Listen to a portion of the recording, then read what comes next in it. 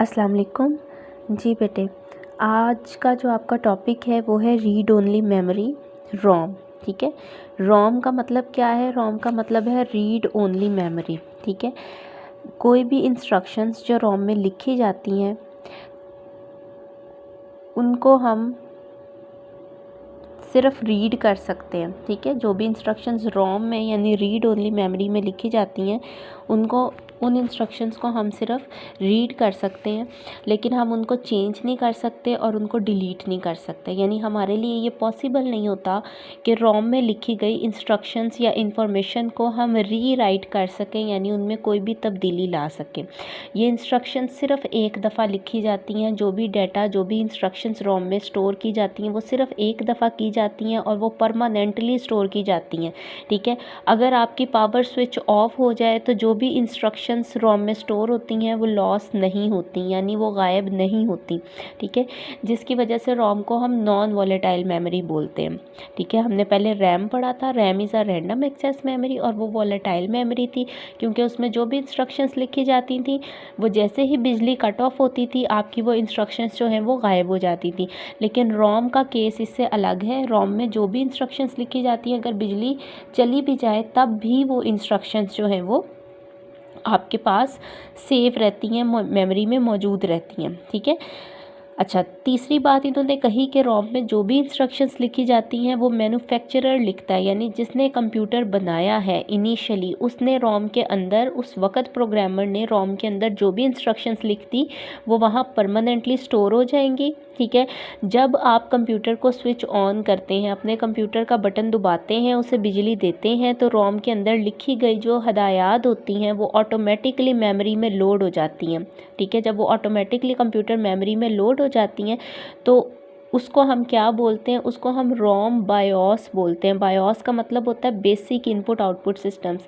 तो सबसे पहला स्टेप जब कंप्यूटर की पावर ऑन करते हैं क्या होता है? जब कंप्यूटर की पावर को ऑन करते हैं तो सबसे पहले रोम के अंदर लिखी गई बायोस जो है, इनपुट आउटपुट इंस्ट्रक्शंस जो हैं वो हमारी मेमोरी में लोड हो जाती हैं। ठीक है, अब वो इंस्ट्रक्शंस लोड होने के बाद कंप्यूटर को बताती हैं कि उसने हार्ड डिस्क को एक्सेस कैसे करना है, ऑपरेटिंग सिस्टम किस तरह चलाना है। ठीक है, ऑपरेटिंग सिस्टम बेसिकली क्या है? आप अपने कंप्यूटर में जो माइक्रोसॉफ्ट इंस्टॉल करते हैं, आप कहते हैं मैंने विंडोज़ इंस्टॉल की हुई है माइक्रोसॉफ्ट की, वो बेसिकली ऑपरेटिंग सिस्टम है जिसने आपके कंप्यूटर को, आपके सिस्टम को ऑपरेट करना है। जब तक वो आपके कंप्यूटर में लोड नहीं होगा तब तक आप काम नहीं कर सकते। ठीक है, तो सबसे पहला काम जब कंप्यूटर का बटन ऑन किया जाता है वो यही होता है कि आपकी जो बेसिक इनपुट आउटपुट इंस्ट्रक्शंस हैं वो लोड हो जाए और आपका ऑपरेटिंग सिस्टम मेमोरी में लोड हो जाए ताकि आपका कंप्यूटर, आपका सिस्टम आपके लिए रेडी हो जाए काम करने के लिए। ठीक हो गया। उसके बाद आता है आपके पास रोम की कितनी इकसाम है? हमारे पास रोम की 3 इकसाम आती हैं। एक होती है पी रोम, इसको बोलते हैं प्रोग्रामेबल रीड ओनली मेमोरी। ठीक है, ये रोम इनिशियली ब्लैंक होती है, यानी ये एक चिप होती है छोटी सी जो शुरू में खाली होती है बिल्कुल।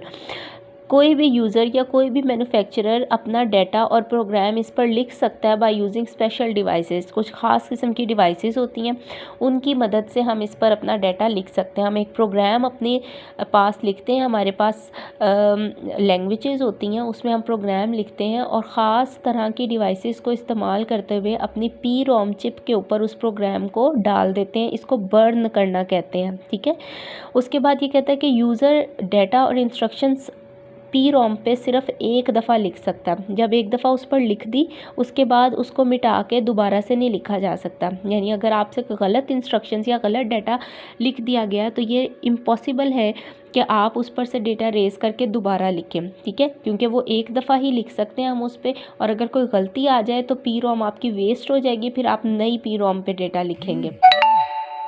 उसके बाद आता है EPROM. EPROM is the erasable programmable read only memory. ठीक है, अब इसका मतलब क्या है कि डेटा और प्रोग्राम जो ईपी रोम पे लिख दिया जाता है वो भी स्पेशल डिवाइसेस की मदद से लिखा जाता है, लेकिन वो अरेजेबल होता है। हम अल्ट्रा वायलेट लाइट की मदद से उस डेटा को अरेज कर सकते हैं और उससे दोबारा से रीप्रोग्राम कर सकते हैं, दोबारा से डेटा। इसमें गलती का चांस है। ठीक है, अगर गलती हो जाए तो आप डेटा को यूवी रेज से अरेज करके दोबारा से लिख सकते हैं। देन आपके पास आता है EEPROM, electronically erasable programmable read only memory. इसमें क्या होता है कि यूज़र जो है वो डेटा को मिटा भी सकता है और नई इंस्ट्रक्शंस लिख भी सकता है with the help of electrical pulses, यानी बिजली की मदद से आपको डेटा लिखना और मिटाना पड़ता है। ये फ्लैश मेमोरी की तरह होती है। फ्लैश ड्राइव्स आपके पास होती है ना, जिन्हें USB भी बोलते हैं, ये बिल्कुल उसी की तरह काम करती है। आप मल्टीपल टाइम्स बहुत ज़्यादा दफ़ा इस पर डेटा लिख भी सकते हैं और अरेज भी कर सकते हैं।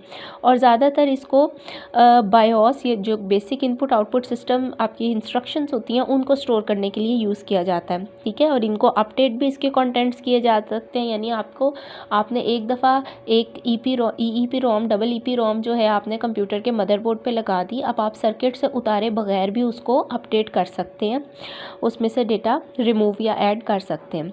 ठीक हो गया।